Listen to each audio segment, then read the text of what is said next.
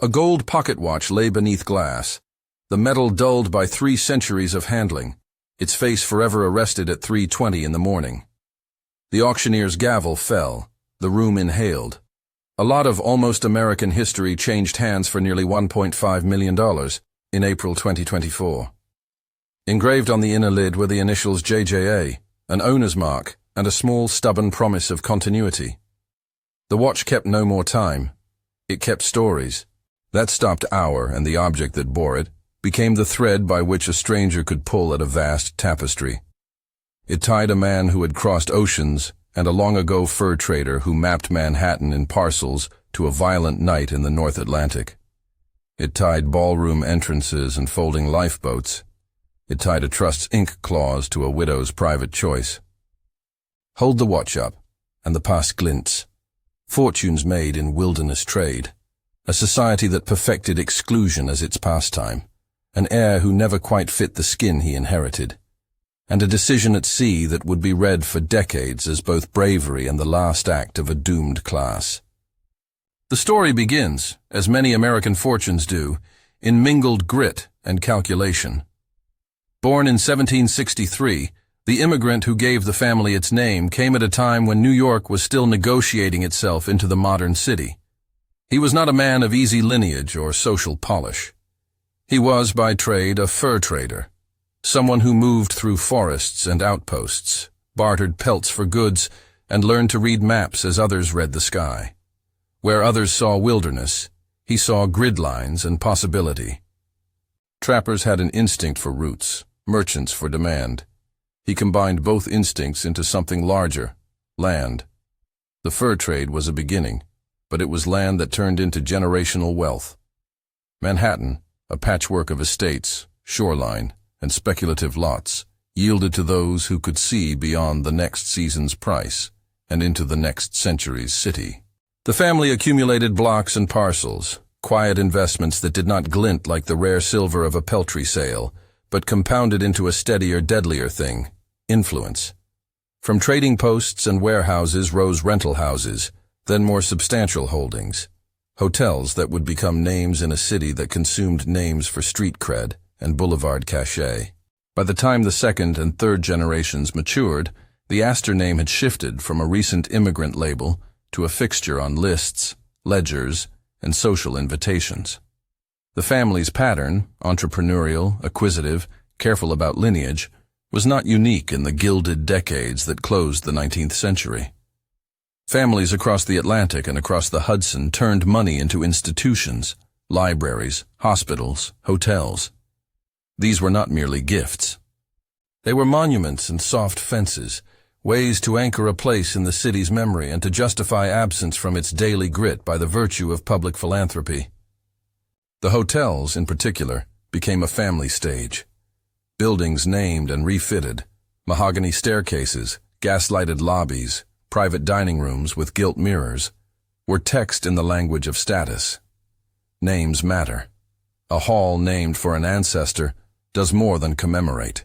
It signals who is entitled to sit there, who must stand in its shadow, and who is to be excluded at the cardinalist threshold.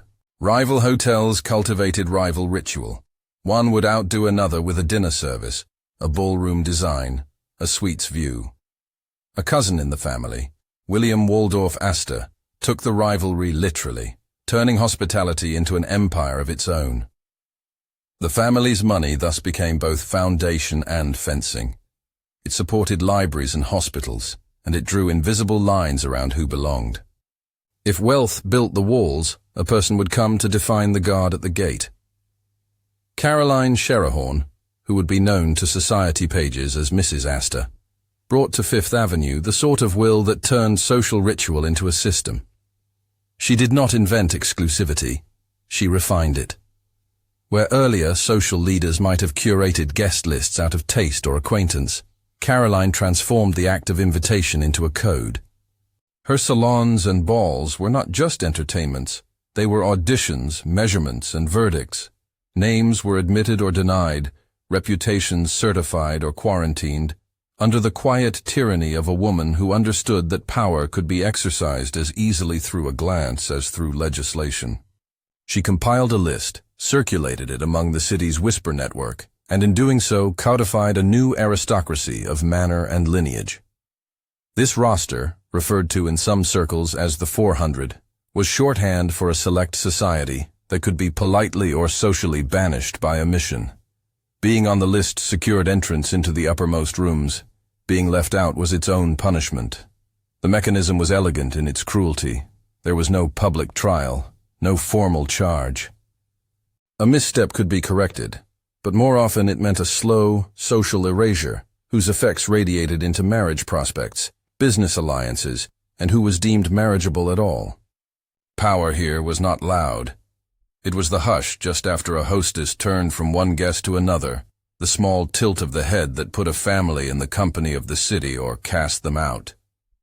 It was the way a woman's past, her parentage, her comportment, the rumor companions whispered, could be priced, audited, and traded.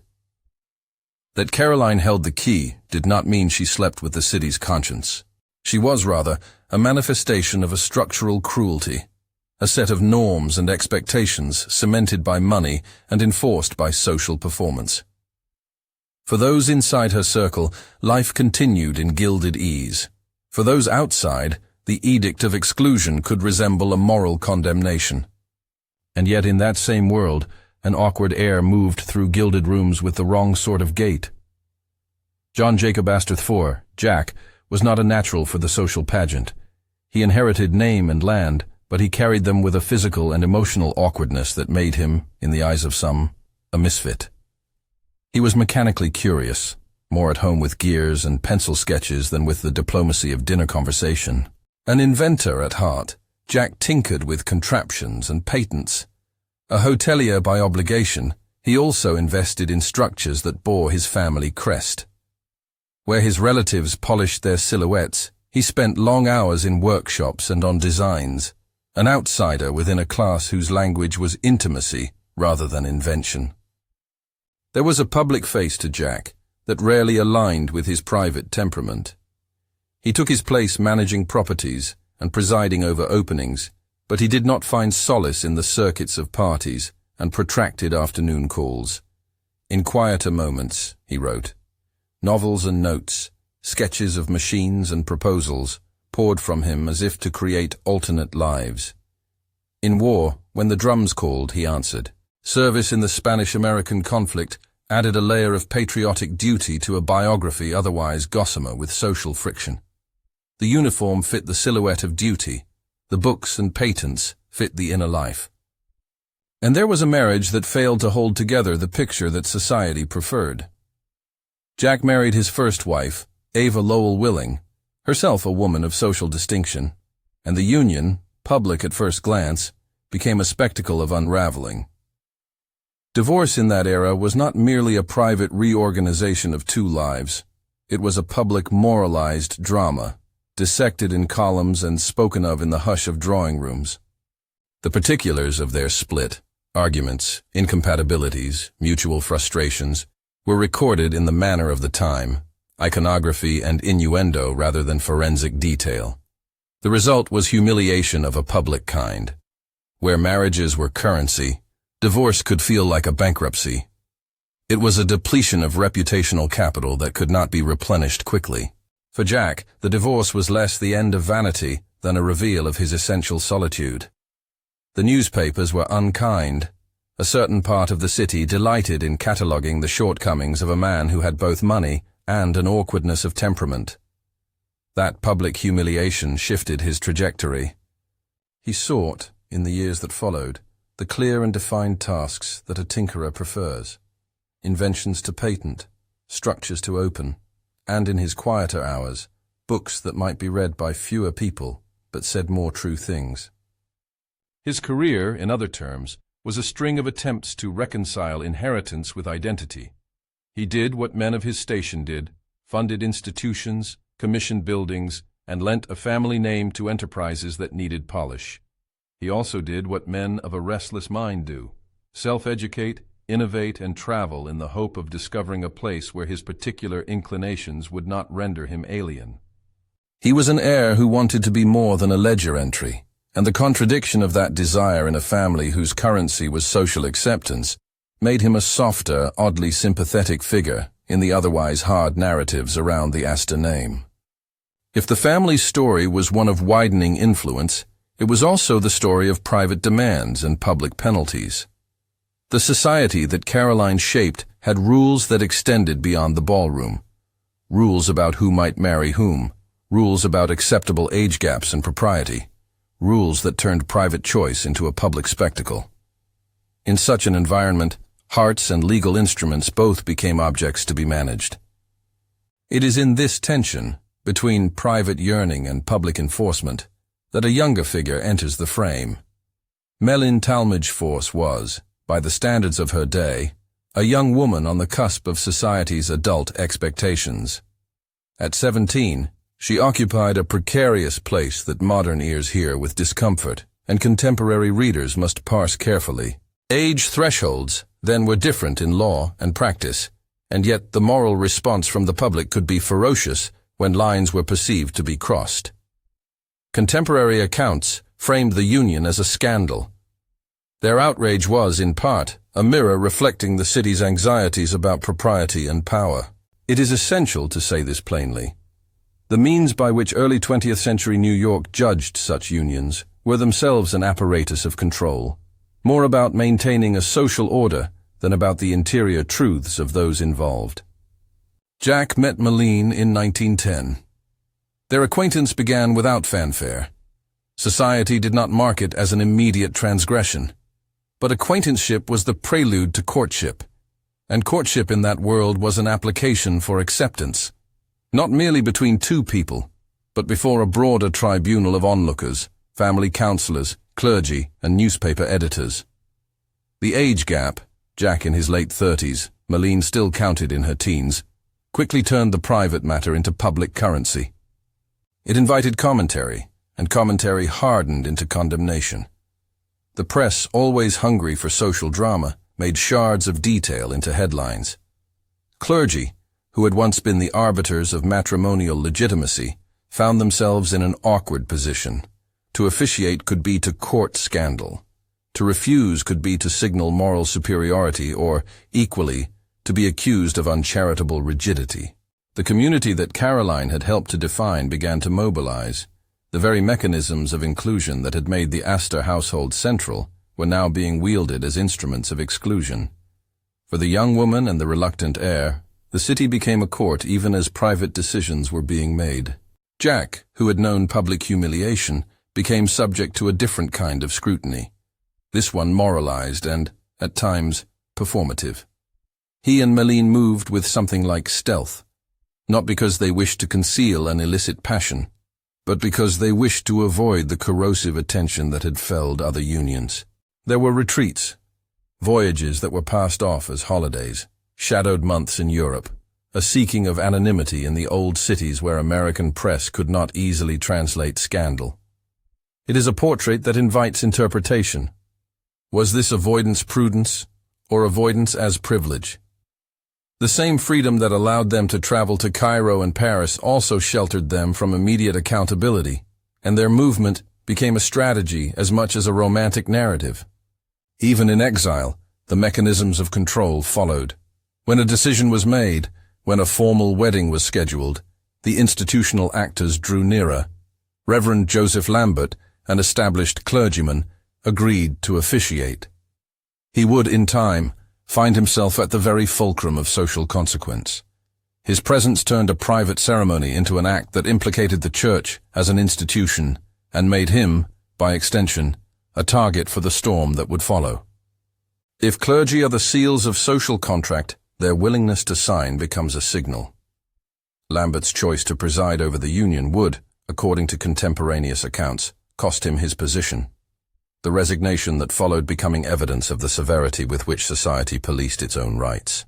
The wedding itself, when it happened in September of 1911, was at once intimate and combustible. Details of the ceremony are scrimmed with rumor and press coverage. What is clear is the rapidity with which private papers and society pages seized on the act and turned it into spectacle. The outrage that followed was not uniform. Some took a hunter's glee in moralizing, others watched more quietly, recognizing in the pageantry of reaction a darker machinery of control. For Malene, the consequences were immediate and long-lasting. For Jack, the ceremony represented both a final attempt at a personal life and a public crossing of a line that, in the city's ledger, complicated his name further. There is an older justice to be found in how these events were recorded. Newspapers and clergy notices do not merely chronicle them. They form the evidence that historians must interpret. Letters, ledger entries, and invitations become artifacts that show how a society adjudicated an individual's inner life. They reveal, too, the existence of conditional instruments, wills and trusts, that turned behavior into contractual outcomes. The family's wealth, which was dispersed across hotels, libraries, and tracts of Manhattan, was not given away without thought. With money came clauses, and with clauses came leverage. The legal language that would later bind a widow's choices, the detail that a trust could be lost upon remarriage, was already being written into the family's fabric as a way of extending social control into the years after death. But these legal strings do not yet appear in their full, cruel clarity. For the moment, the narrative sticks to the human juncture. An awkward inventor and a 17-year-old woman decide to bind their lives together in the face of a city that is primed to strip them of privacy. The watch, silent as it is, watches. It moves from pocket to pocket and will, years later, surface as a small physical remnant of choices made under pressure. Remnants that survive long after motives are attenuated by time. There is a particular cruelty in how the city narrates such unions. The machinery of reputation is less about protecting a public good and more about preserving an order that benefits those already inside it. When a figure like Caroline marshals the social code, she is performing a kind of civic housekeeping, declaring who is fit to occupy the highest rooms. But the effect is to make private choice into evidence of moral failing. Women are especially vulnerable to this conversion. The same world that praises a widow's mourning can later equate remarriage with financial treachery, if the will's language insists upon perpetual singlehood as a condition of benefit. In that sense, the purportedly genteel society enacts a kind of law without legislature, punishment without trial, a social sentence administered in drawing rooms and by bank trustees. Jack's response to all of this is not heroic in a cinematic sense, but troublingly human. His choices reflect both defiance and resignation. He has already a history of stepping outside the social script, his divorce, his inventions, his military service. And this marriage is at once a continuation and an intensification. He wants to live as he wishes, but the environment he inhabits requires that every movement be legible to an outside audience. That pressure defines much of the next decade of his life, and sets the terms for the catastrophe that will bind his name to a stopped watch. If one axis of the story is social control, the other is time itself. The Astor fortunes were built on long horizons. Investments that paid across generations required a temporal imagination that stretched beyond a single individual's appetite. Trusts and clauses precisely reflect that extended horizon. Money allocated not only to a person but to a behavior, to the promise that the family name will be preserved in a particular way. This financial paternalism is a kind of control that extends beyond death. It encodes preferences into legal forms, making affection and allegiance a matter of economic compliance. The watch that sold in 2024 was handed from generation to generation like these preferences, an object that accrued family mythology as its brass aged. It is a timepiece that stopped while its owner still had options. That stoppage, literal and symbolic, begs the question the auction room posed when the hammer fell. Who or what in this long story operates like a monster? Is the monster a single person who refused compassion? Is it the social code that weaponized reputation? Is it the legal machinery that tethered widows to a particular choice under the weight of financial consequence? Or is it the culture of hubris that welcomed the very notion of ships called unsinkable and believed that money could buy immunity from the sea? These questions do not yet have answers. They will, in time, be argued over columns and in court transcripts, in private letters and family ledgers. For now they hang like a shown but not yet read page in a ledger book.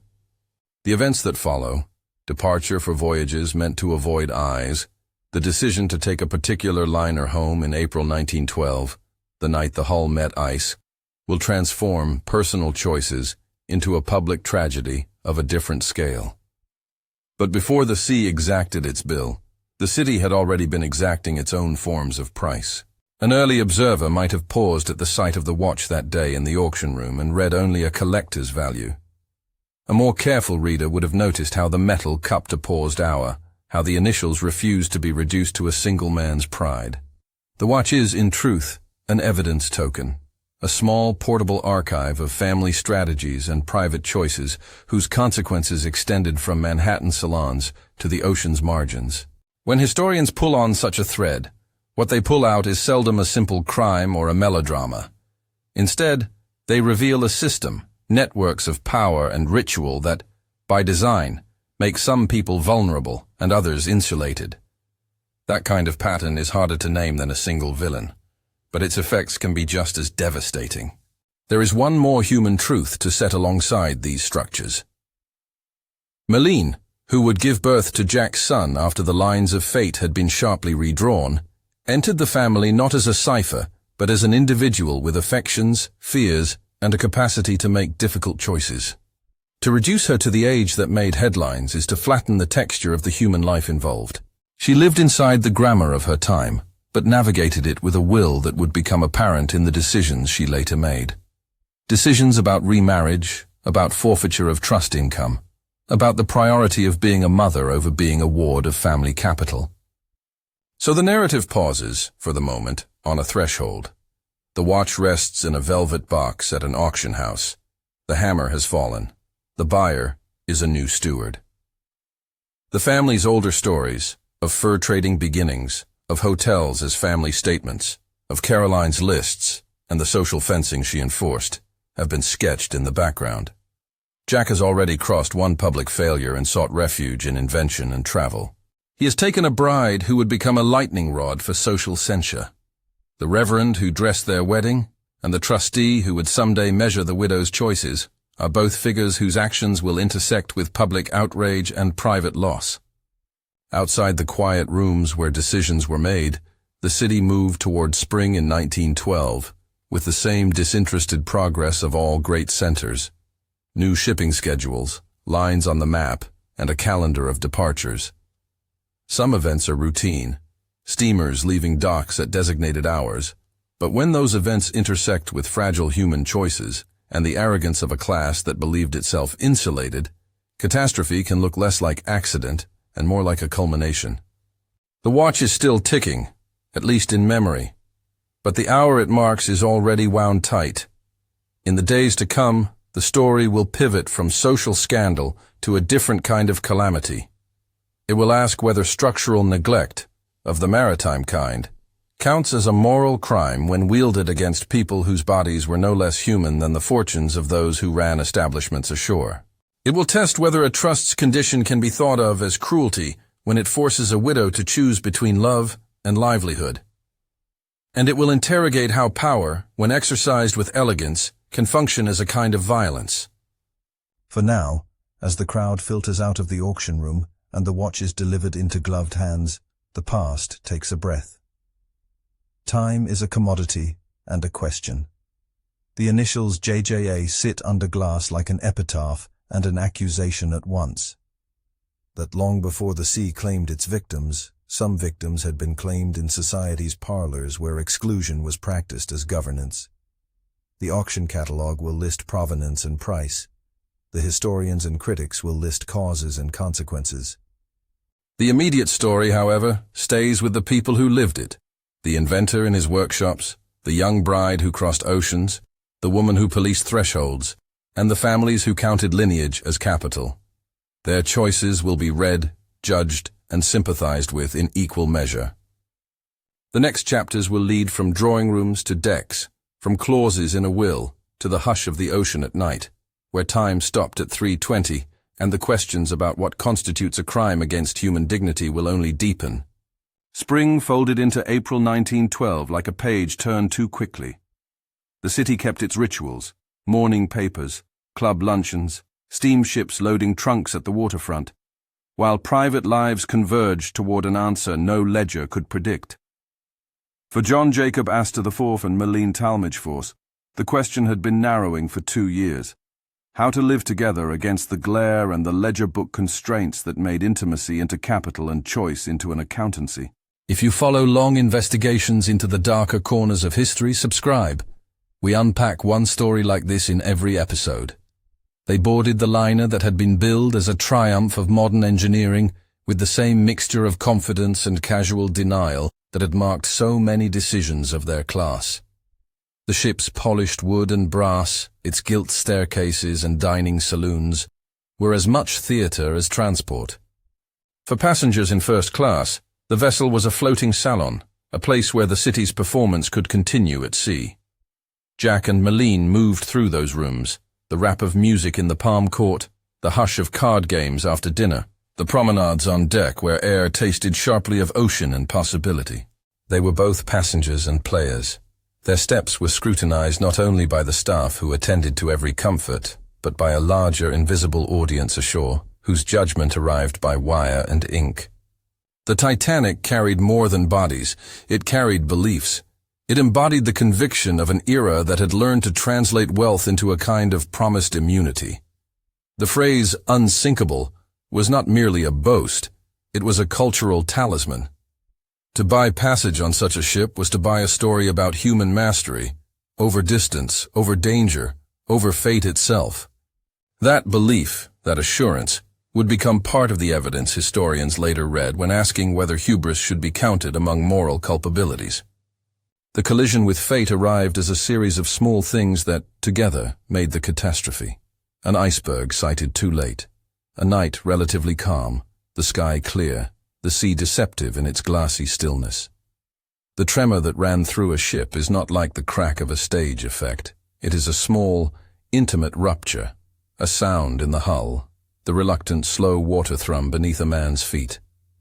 Passengers felt it as an oddness at first. Some believed it a minor nuisance. Then the crew knew differently.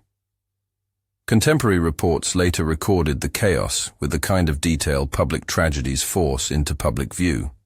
Calls for lifebelts, the lowering of boats, the insistence at first that women and children be placed into the few available craft. Men in first class, trained in restraint, taught in codes of honor and social scripts, found themselves in the middle of a moral choreography older than any ledger, to give place, to help, to refuse to panic. Jack's actions on that night fit this somber pageant. Eyewitness accounts and contemporary testimony present a scene of small human gestures amid enormous failure of design and judgment. Jack assisted Marlene into a lifeboat.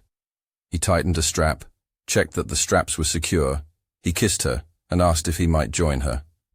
The answer, refusal by the stewards, the crew, or by the logic of the women and children first protocol, was accepted. He stepped away. There is a particular kind of dignity in those minutes that leaves more than grief in its wake. It leaves a record. He was seen handling lifebelts, speaking softly to passengers nearby, looking outward to the black line of horizon where city and sea split. Observers later described him as calm. Calm is not the same as heroic. It is often the tool of a man whose temperament had long lived with discomfort under applause. He performed to the social script one last time, to protect, to step back, to reduce himself to the obligations of station when the world asked for clearer sacrifices. The ship's sinking that night has been told and retold. The music played while decks tilted, the lamps guttered, the lower decks filling, the beats of a clock in a parlor that would no longer measure the owner's time. The sensory details run together in survivors' accounts, the cold that is not a temperature but a crowd of molecules claiming their due, the smells of oil and metal and fear, the sounds of voices that shifted from casual to urgent. Bandsmen played as boats were lowered. Crying and shouted orders competed with the sound of water carving into the ship. The sea, which had been a shimmering promise, had become an indifferent judge. When the water finished its work, when the survivors were scattered across lifeboats into a cold dawn, the ledger of human lives had been redrawn. Malene survived. She was admitted to a lifeboat and later landed among those who would tell the tale forward. She was expecting. The pregnancy that had shaped much of the couple's recent itineraries became a private burden, and then, after rescue, an abiding reality. Weeks later, she gave birth to a son, John Jacob Astor Fee, called Jakey by family and intimates. The child was a living coda to a marriage that had been contested from its inception, a new life at the center of an old fortune that had been written with conditions. Jack's body was recovered days after the disaster, as recovery missions picked through the dark. Among his pockets, among the things that travel collects and treasure hoards, was the gold watch that would one day halt the clock of provenance, its face frozen, in later retellings, at 3:20. The watch, intact or water-damaged depending on the account, became a material marker of an end that time cannot sweep clean. A man who had been defined in part by the time he inherited, by the hours he spent in workshops and writing rooms, returned to the family as both flesh and as an artifact. The press recorded the immediate aftermath in the registers of civic outrage and personal grief. For a moment, the social machinery that had fashioned scandal around the Astor marriage was forced to hold two things in tension: the public grief for a first-class victim and the continuing appetite for moral commentary about the union that had precipitated the scandal. Newspapers, which had once fanned the embers of the couple's story into flame, now had to reconcile their role as chroniclers with their role as participants in a culture that had normalized certain violences. Coverage split between the solemn and the salacious. Some columnists waxed on courage and duty. Others used the headline to ask again the old weary question: who was responsible for the social breach that invited tragedy? Responsibility, here, is a complex ledger. There were technical failures that night, misjudgments about course, about speed in dangerous waters, about the sufficiency of lifeboats. There were also cultural failures, a belief in invincibility, a sense that wealth could purchase oversight, a social order that implicitly stamped certain lives as more protectable than others. Contemporaries debated these aspects with the blunt currency of an inquest: testimony, affidavits, grief made into procedural language. Some commentators, angry and clear-eyed, called the maritime choices criminally negligent. Others, more cautious or more sympathetic to the shipping firm and its officers, insisted upon ambiguity and technical complexity. The legal and public inquiries that followed the Titanic disaster exemplified the cautiousness this story requires. Investigations sought to parse negligence from accident. They took depositions and drew long transcripts. They exposed the brittleness of certain technical assumptions and the human choices that compounded them. But in the end, the inquests could not, and did not, resolve the moral question this narrative keeps returning to. When a system endorses an idea of protection for some and not for others, is that structural choice itself a form of violence? Back in New York, the domestic consequences were as consequential as the maritime ones. The estate, already partitioned among heirs and structured into trusts meant to preserve the family name, became a field of contestation. The terms, legal and social, that surrounded Jack's death had the effect of extending social governance from drawing rooms to the estate's ledgers. The will's language, precise as any legal instrument, contained a clause that would decide much of Malene's life. She was to receive income from a trust. That income would sustain her. But the trust also came with a condition. If she remarried, the income could be forfeited. The clause converted grief into a contract and bereavement into a test. It translated affection, possible future peril for a widow, into economic pressure. There are many ways to interpret such language. A family might justify it as a preservation of lineage, a protection against dilution of the estate, a means of ensuring that the family name remained attached in a particular way to its capital. In another register, such a clause binds a human being to a legal script that dresses itself as caution but operates as control. Critics at the time, and historians since, have described these kinds of provisions as mechanisms of moral regulation, an insistence that the widow perform a certain kind of loyalty in exchange for financial sustenance. The very idea that love and economic security could be separated by a line in trust. Documents reveals how wealth can be engineered to police private life. Maline's choice would later arrive at public view. In 1916, she remarried. The record shows she made that decision despite the financial consequences codified in the will. The trust's income was lost or significantly diminished as a result. How much is variously reported and in some places indefinido in the sources. What is clear is the moral shape of the choice itself. A woman in a public position, social scrutiny renewed, choosing a private life over the continuation of a material tether that would have kept her tied to a fortune on the former's terms. She chose family, as modern readers might summarize, but the nuance is deeper than a single phrase. To remarry in that era, knowing the cost, was also to cast off an enforced widowhood and to assert a kind of agency born from pain and longing and ordinary human need. The forfeiture, when it happened, did not slake public curiosity. Some in the press framed it as a scandalous waste of money. Others saw in Maline's decision a quietly radical repudiation of family control. For the Astor dynasty, the loss was both financial and reputational. The legal instrument had failed as a long-term guardrail, and a human life had opted for other priorities. Vincent, Jack's son from his first marriage, inherited the majority of the estate, as the family papers stipulated. The primary line of succession, the male line in the family's planning, remained intact. That legal design, which would have been familiar to any financial planner at the time, had the effect of privileging certain heirs over others and ensuring continuity at the cost of additional familial friction. Time, as always, flowed unevenly for people and for objects. The watch recovered from Jack's person returned to family custody. It was kept, displayed, passed from hand to hand, its gold scuffed and its mechanics perhaps damaged by salt and time.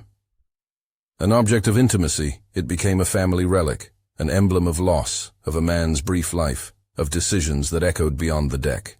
Over decades, the watch moved through the same channels by which the family moved, from parlor to storage, from display to drawer. Sometimes it surfaced in probate inventories or exhibition lists. Sometimes it slept under velvet in a private collection. Its provenance, when later traced by auction houses and historians, became one of those small miracles of documentation that allow a single object to stand in for a complicated past. Along the way, the watch collected meanings. To some it was a martyr's token, a sentimental object. To others it was a curiosity, the kind of thing collectors prize for its story rather than for its mechanics. To archivists, it was evidence of a life intersecting with design and disaster. To journalists in 2024, it was an object that connected an 18th century immigrant's sense of time to a 20th century oceanic catastrophe and to a 21st century marketplace that renders history into lots and descriptions. Public memory, too, has its mechanics. The Titanic, by dint of scale and theatricality, became a fulcrum on which many cultural conversations pivoted, about technology and arrogance, about class and survival, about human hubris and institutional failure. The Astor marriage, the will clause, and the watch each became small studies embedded in the larger text of that catastrophe. Historians, biographers, and journalists reading the artifacts together could formulate arguments that were larger than any single tragic night. They could say, plausibly, that the Gilded Age's social codes, rigid, sometimes cruel, operated like a species of structural violence, that they produced casualties not only in social terms, but in the material realities of people's lives. Still, the ledger resists tidy verdicts. The monster next door, as a phrase, defies neat personification. Caroline Astor, Mrs. Astor, was, in the narrative's moral grammar, a figure who performed social exclusion with elegant cruelty. She curated the city's most exclusive rooms and decided, practically and symbolically, who could enter. She was a gatekeeper, and her role as such has attracted the monster metaphor in many retellings. But Caroline did not operate alone. She worked in a culture that prized purity of lineage and performance of manners. The legal instruments that tethered widows to behavioral rules were not solely her work. They were instruments that many families used to preserve estates. The shipping companies that kept too few lifeboats for the number of people they carried were not, alone, monsters, but institutions operating under assumptions that privileged speed, reputation, and profit. The monster in this title, the scandal suggests, is less a person than a system, a network of rituals, laws, and beliefs that together produce harm. What counts as a crime when harm is diffuse and structural? Contemporary observers were not silent on the subject. The public inquiries into the Titanic's loss produced language of negligence and mismanagement that read like moral accusation. Editorialists argued that regulatory failures and commercial calculation had turned a technological marvel into a death trap. Social critics pointed to the way the wealthy had been placed in different lifeboats from the poor and asked whether social distance carried over into matters of life and death. Families litigated wills and trusts and argued over what constitutes rightful protection and what constitutes control. In private letters, those quiet, often unpublished sources, one can find the small human responses that have no simple legal remedy. Grief smouldering into resignation, resentment hardened into family policy, and the living balancing love against the appetite for security. The watch, lying silent beneath glass in an auction house 3 generations later, made all of that palpable in miniature. It was no long indictment on its own, but it allowed observers to hold an object and, through it, to feel the weight of a history that stretched from fur trade profits to oceanic catastrophe. The fact that a single family had engineered wealth across generations made the watch an emblem of time's persistence and of the ways in which privilege can persist even as people die and empires shift. Auctions recycle meaning. They translate private heritage into public narrative. When the gavel fell in April 2024 and the watch sold for nearly $1.5 million, an amount that speaks to collector markets, to scarcity, and to the human hunger for stories, the room's transaction closed a loop. An object moved from family repository into a wider orbit, where its story could be retold and reinterpreted.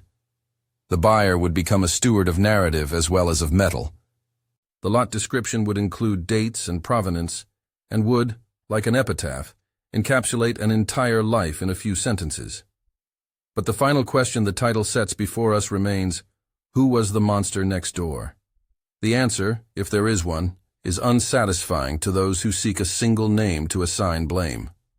The evidence assembled through the Astor story suggests a more complex indictment, that power, operating through polite ritual, through legal instruments, through institutions that promised protection only selectively, can function as violence.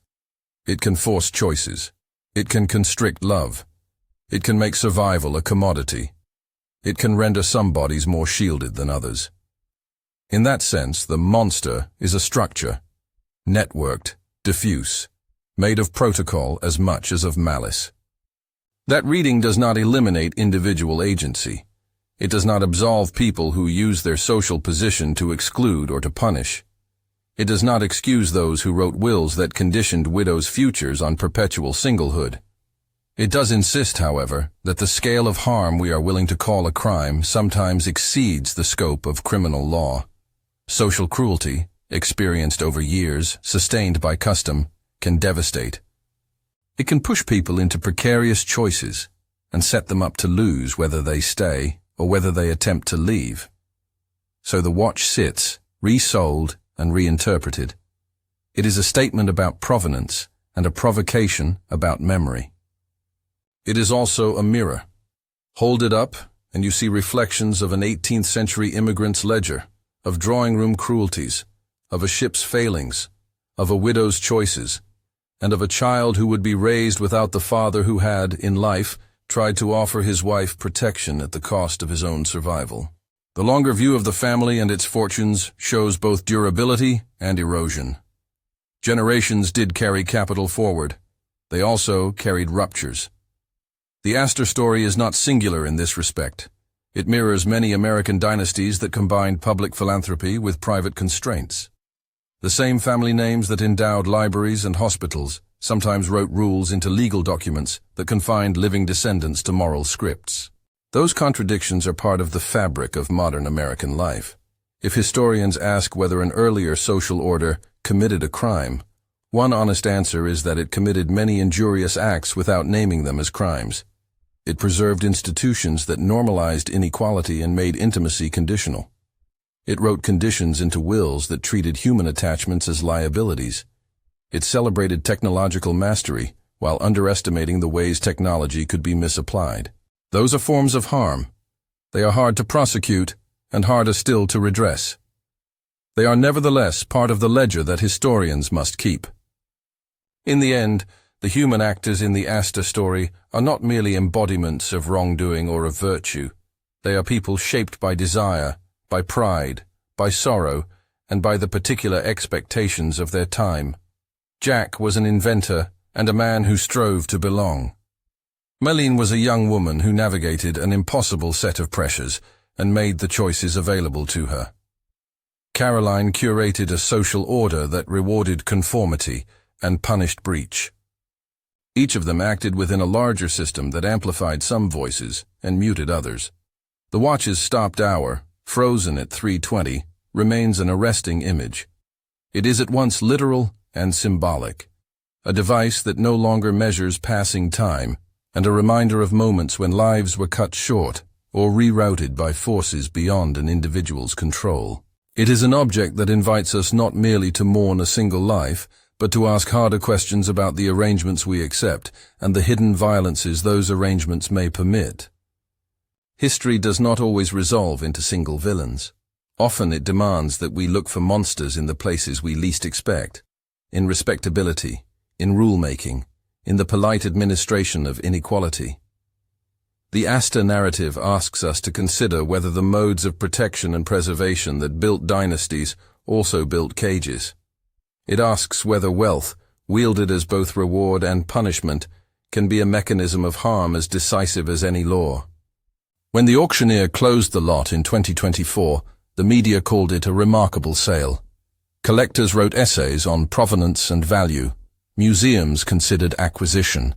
The watch moved on, its metal to be polished, its face to be catalogued, its halted hour to be discussed on podcasts and in footnotes. It will, in time, be another piece of cited evidence in the story many have told about privilege and peril in modern America.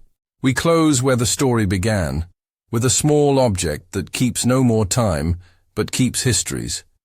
The object makes visible what often hides in social shadow, that legal texts can be weapons, that social codes can wound, that technology can both promise safety and enable disaster. The monster next door, in this account, is not a single person in a portrait. It is a set of accustomed practices, patronage and ostracism, trust and tethering, technological faith and social complacency, that together allowed harm to thrive under the veneer of civility. If there is a call to action in this story, it is a modest one. The past, when examined closely, offers opportunities for change. Recognizing how social rules can operate as instruments of control is the first step toward designing institutions that protect rather than police private life. It is also simply a moral demand to see people, lovers, widows, heirs, as other than ledger entries, and to fashion policies and social practices that do the same. If this investigation spoke to you, please like and share the video, and check the description for sources and a recommended reading list that explores the Astor family, Gilded Age society, and the maritime inquiries that followed the Titanic. The watch has stopped, but the questions it raises are still in motion. Who, in your neighborhood of inherited privilege, holds the keys to exclusion? Who writes the clauses that bind the living?